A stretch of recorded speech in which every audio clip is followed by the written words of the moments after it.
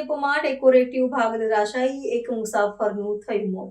વડોદરાના central ST ડેપોમાં બસોના પ્રવેશ માર્ગ પર આવેલો પીઓપીનો ડેકોરેટિવ ભાગ અચાનક ધરાશાયી થતાં એક અત્યંત ગંભીર અને જીવલેણ દુર્ઘટના સર્જાઈ છે। આ ગોઝારી ઘટનામાં અમદાવાદના ચાંદખેડા વિસ્તારના રહેવાસી નરસિંહભાઈ ગોવિંદભાઈ દવે નામના એક મુસાફરનું કમકમાટીભર્યું મોત નીપજ્યું છે। દુર્ઘટનાની જાણ થતાં જ સયાજીગંજ પોલીસે તાત્કાલિક ઘટના સ્થળે પહોંચીને તકેદારી અને સલામતીના ભાગરૂપે એસટી બસના પ્રવેશ માટેનો આ માર્ગ સંપૂર્ણપણે બંધ કરાવી દીધો છે, જેથી અન્ય કોઈ જાનહાનિ નિવારી શકાય। પ્રાપ્ત વિગત અનુસાર પબ્લિક પ્રાઇવેટ પાર્ટનરશિપના ધોરણે અંદાજિત રૂપિયા 114 કરોડના માતબર ખર્ચે સેન્ટ્રલ એસટી ડેપોનું નિર્માણ કરવામાં આવ્યું હતું।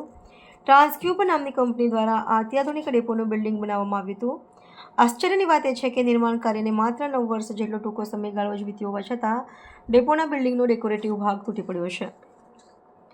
આ ઘટનાએ કરોડોના ખર્ચે ઊભા કરાયેલા બિલ્ડિંગની ગુણવત્તા અને હજારો મુસાફરોની સુરક્ષા સામે ગંભીર પ્રશ્નાર્થો ઊભા કર્યા છે। આ દુર્ઘટનાના ઘેરા પ્રત્યાઘાતો પડ્યા છે અને નબળી કામગીરી સામે ભારે રોષ જોવા મળી રહ્યો છે।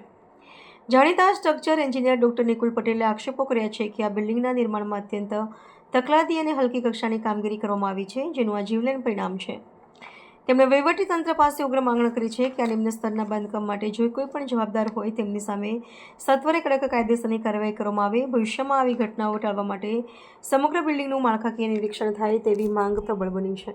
પોલીસ સ્ટેશનનો જે એસટી ડેપો છે ત્યાં જે બહાર પીઓપીનું જે સ્ટ્રક્ચર છે એ અત્યારે લગભગ કલાક સવા કલાક પહેલાં પડી ગયું એવી હકીકત મળતા તાત્કાલિક સયાજીગંજ પોલીસ સ્ટેશનનો સ્ટાફ અહીંયા આવ્યો છે।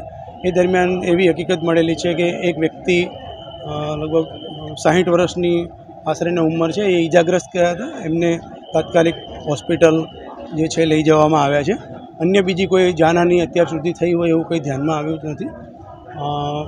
આગળ આમાં વિવિધ એજન્સીઓ જે છે ગેરી એફએસએલ એમની પાસે બોલાવી સેમ્પલિંગ લઈ અને આગળની કાર્યવાહી કરીશું।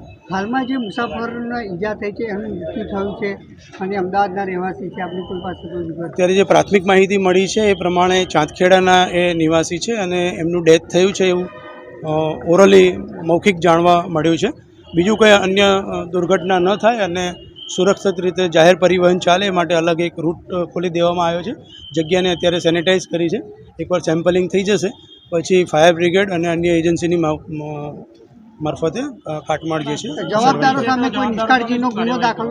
અત્યારે હાલ અમે એડી જે છે એ દાખલ કરી અને એમાં કંઈ ગુનાહિત આવશે તો એમાં ચોક્કસ આગળ કાયદેસરની કાર્યવાહી કરીશું। અત્યારે આ ઘટના સંદર્ભમાં કોઈની અટકાયત કરી હોય પ્રાથમિક ધોરણે?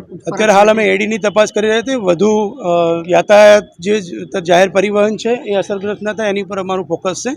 જેવી વિવિધ એજન્સીઓ આવી અને સેમ્પલિંગ લઈને જે એક્સપર્ટ જે છે નિષ્ણાત જે કંઈ ઓપિનિયન આપશે એ પ્રમાણે આગળ કાર્યવાહી કરીશું।